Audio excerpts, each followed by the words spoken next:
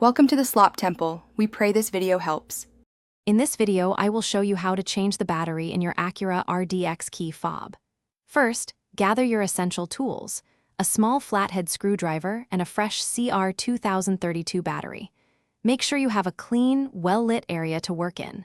This simple task is straightforward and should only take a few minutes of your time. Let's get started with the first step. Now, let's open the key fob. Look for a small slot, usually located on the side of the casing. Carefully insert the tip of your small flathead screwdriver into this slot. With a gentle twisting motion, slowly pry the two halves of the key fob apart. Be careful not to use too much force to avoid damaging the plastic casing. It should separate with relative ease. With the key fob open, you'll see the old battery.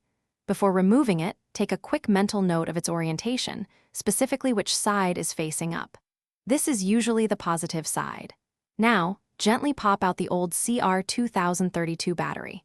Take your new CR 2032 battery and insert it into the compartment, ensuring the positive side is facing the same direction as the old one. It should fit snugly. Finally, it's time to reassemble your key fob. Carefully align the two halves of the casing and press them firmly together until you hear a satisfying click. This confirms the fob is securely closed.